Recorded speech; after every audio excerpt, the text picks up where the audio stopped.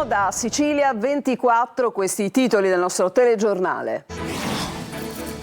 Bimbo picchiato a Catania, indagini interne ai servizi sociali per la verifica di precedenti segnalazioni sulla famiglia. Il tribunale sospende la responsabilità genitoriale. I 4 fratellini affidati ai nonni tra polemiche e solidarietà. Carlentini si indaga per omicidio dopo il ritrovamento di un uomo carbonizzato in un'auto bruciata in contrada San Demetrio. I resti potrebbero appartenere a un 35enne catanese scomparso con precedenti nel mondo della droga. Palermo, lo Zen alza la voce dopo i recenti atti di intimidazione alla parrocchia del quartiere. Residenti e associazioni chiedono fatti e non passerelle politiche. L'allarme lanciato da un residente: sono gli stessi boss ad armare i ragazzini. Si apre una voragine nel marciapiede del lungomare di Riposto nel Catanese. Il sindaco basta prima di intervenire. Aspettiamo il parere tecnico. Catania, tonnellate di rifiuti attendono di essere rimossi a San Berillo, ma la ditta che si occupa della raccolta, la Gema, non può procedere per la mancanza di un certificato. Basket, Trapani Shark fuori dalla Champions dopo la partita surreale in Bulgaria. La squadra perde 38-5 finendo con un solo giocatore in campo. Il Tribunale federale indaga su possibili irregolarità nella documentazione per l'iscrizione al campionato di Serie A.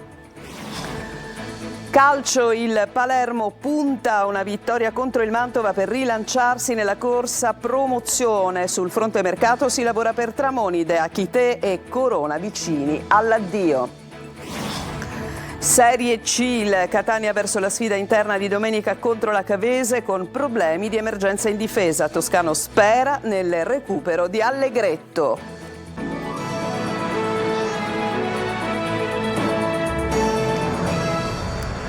Ben trovate. Il caso del bimbo picchiato a Catania. Il comune procederà con indagini interne ai servizi sociali per la verifica di precedenti segnalazioni sulla famiglia. Intanto il tribunale sospende la responsabilità genitoriale. I fratellini affidati ai nonni in un momento però misto tra solidarietà e polemiche. Ma sentiamo Emanuela Corsi.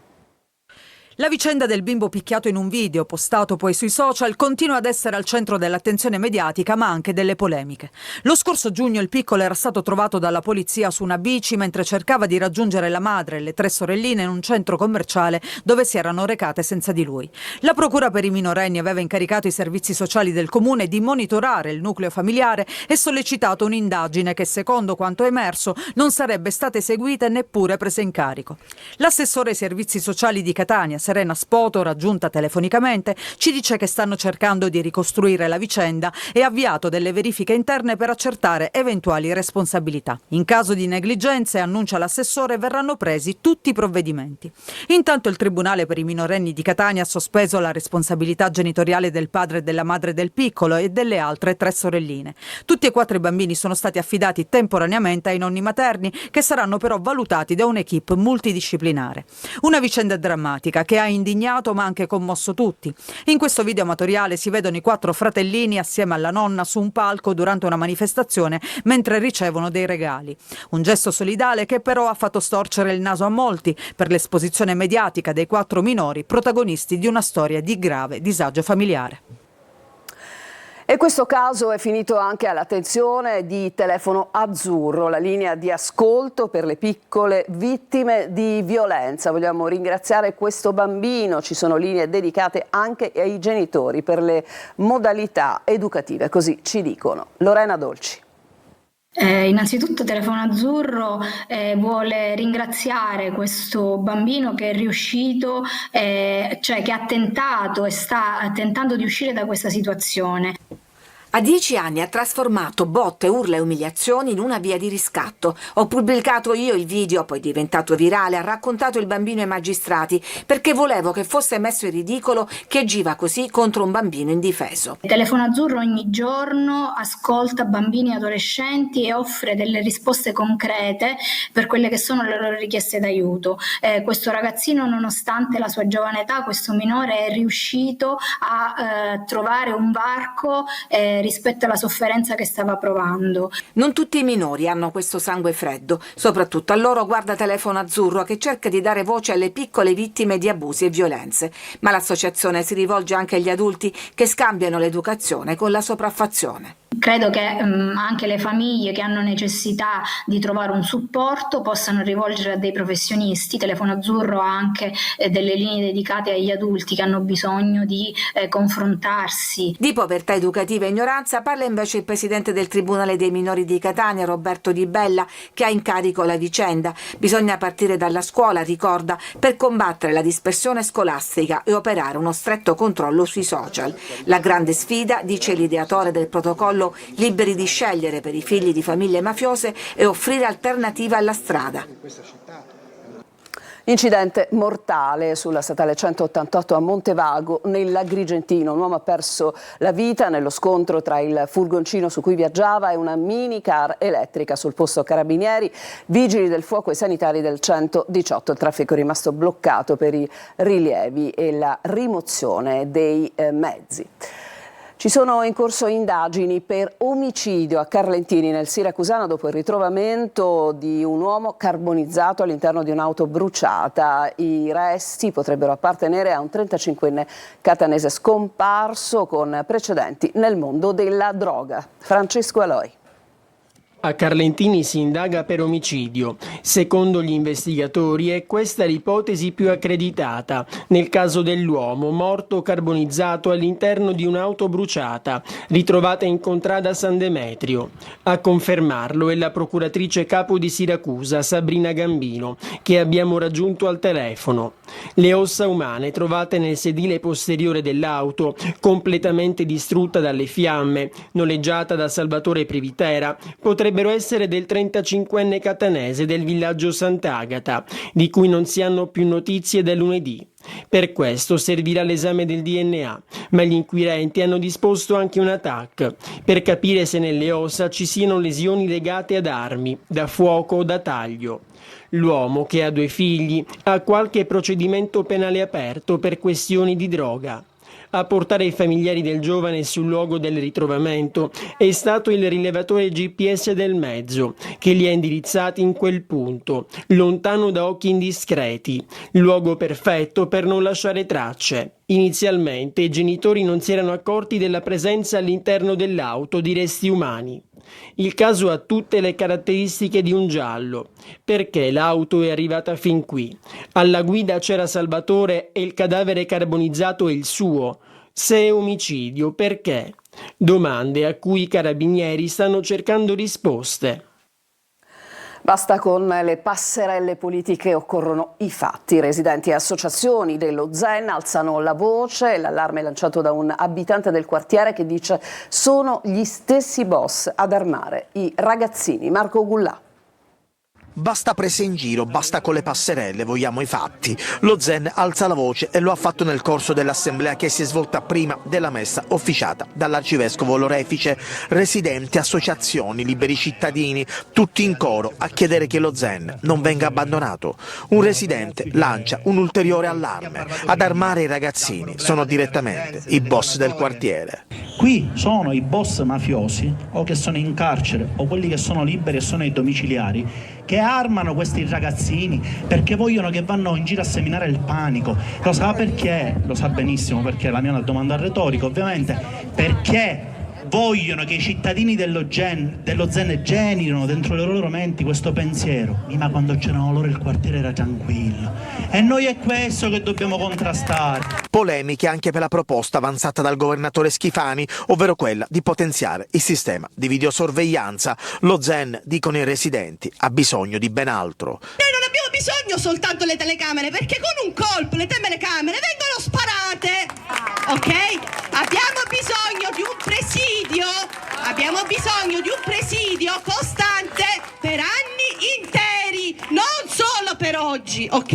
Non solo per la prossima vittima, non solo per le prossime macchine sparate, no, Abbiamo bisogno di una normalità. In fondo non lo si dice, ma si aspetta che passi la nottata, perché tanto lo Zen insomma ci può rimanere in queste condizioni. Forse questa cosa però è sfuggita di mano, la nottata non è passata e questa è la situazione in cui ci troviamo, gli spari contro la Chiesa che si sommano a tutta una serie di fatti di cronaca che, abituiamoci, se non si interviene da domani, ma non domani per modo di dire, da domani mattina 7 gennaio, continueranno, perché se io fossi un criminale oggi farei esattamente quello che fanno i criminali. Dall'altro lato ci sono delle istituzioni che tentennano, chiacchierano, perdono tempo e quindi io a questo punto faccio quello che so fare.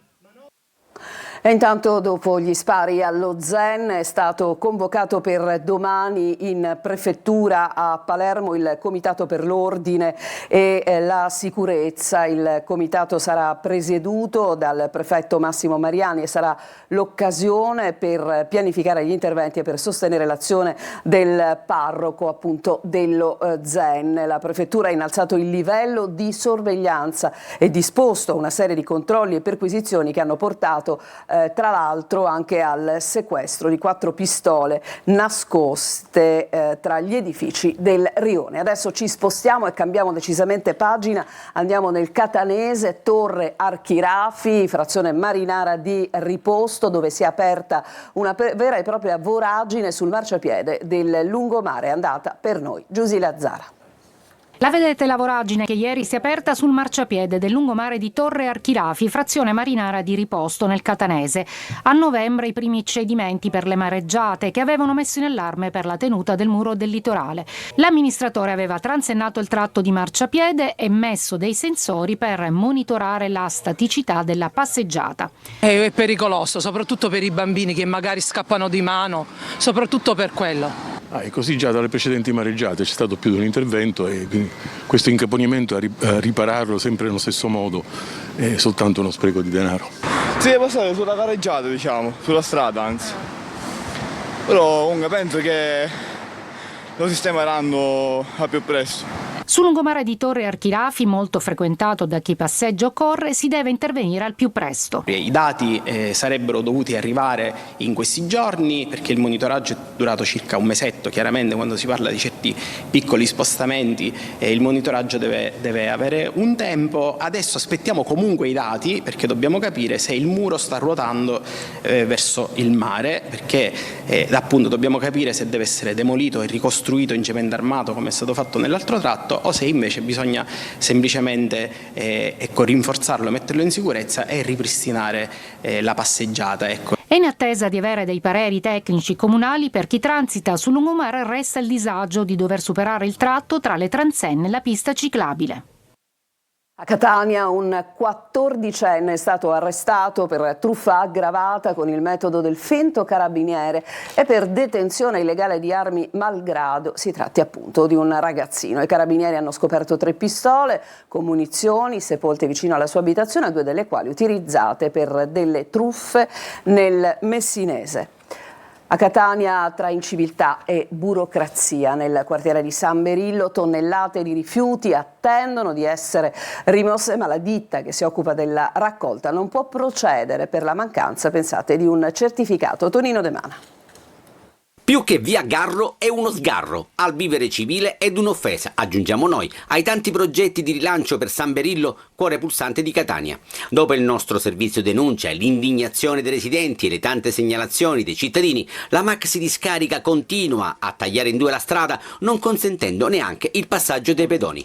Cumuli di immondizia di ogni tipo e di ogni genere che si ammassano e che a volte vengono bruciati. Ma la domanda ricorrente è: cosa si aspetta per rimuoverli? Quesito che giriamo al direttore dei servizi di Gema, Massimo Cosentino. Non viene rimossa perché proprio la procedura tecnica impone questo, impone di procedere prima alle analisi, perché questi si possono intendere come rifiuti speciali che potrebbero anche essere pericolosi, e quindi occorre che il laboratorio di analisi ci dica come vanno smaltiti questi rifiuti. Siamo obbligati quindi a fare questa procedura. Quindi la burocrazia ancora una volta si mette di mezzo?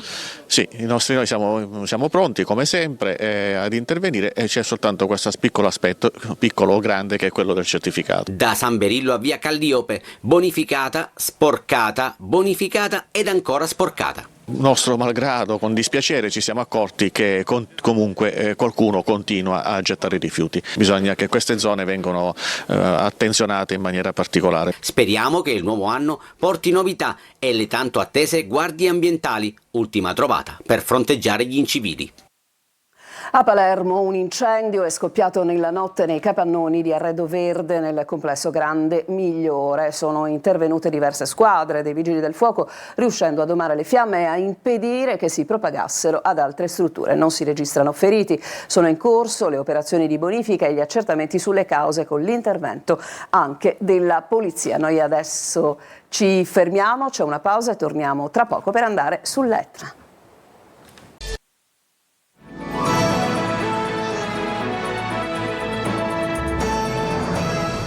Siamo tornati in studio, nuove regole e restrizioni per arrivare a ridosso del fronte lavico sull'Etna. Non ci stanno le guide che per la prima volta si fermano e vanno in sciopero. Intanto la colata da ieri sera non è più alimentata. Luca Ciliberti.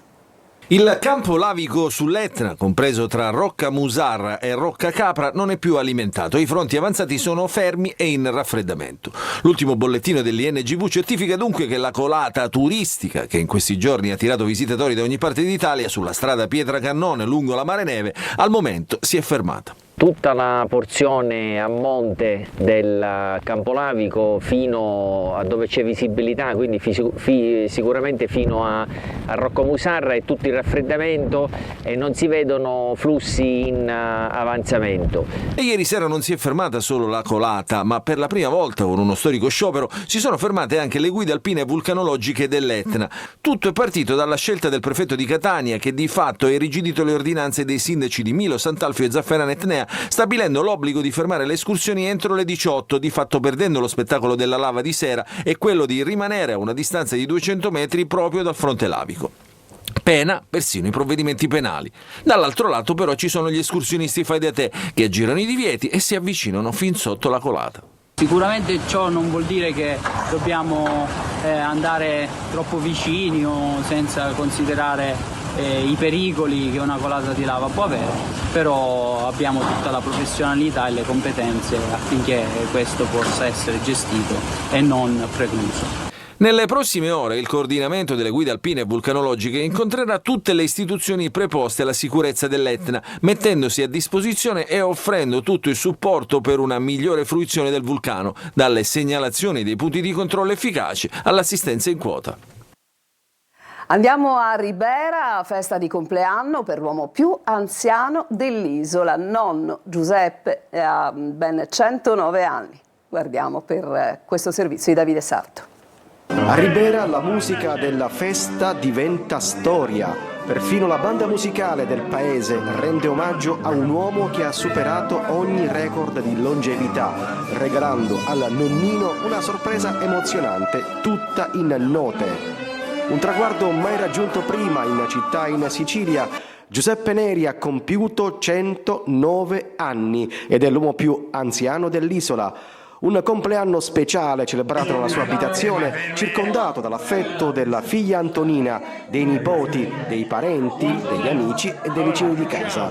Presente anche l'amministrazione comunale con il sindaco Matteo Ruvolo, che gli ha donato un manufatto del castello di Poggio Diana e una pergamena ricordo.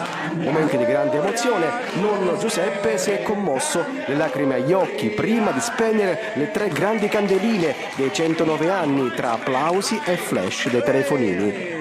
Ha scelto di festeggiare a Ribera in famiglia dopo anni trascorsi spesso a Parigi con la figlia, dove studiava tutti per età e ottimo stato di salute. Agricoltore per una vita, padre di 2 figlie e nonno di 5 nipoti, un esempio di longevità che entra nella storia. Ci fermiamo ancora, c'è un'altra pausa, poi andremo allo sport, inizieremo con Trapani Shark e la brutta figura a livello europeo. A tra poco.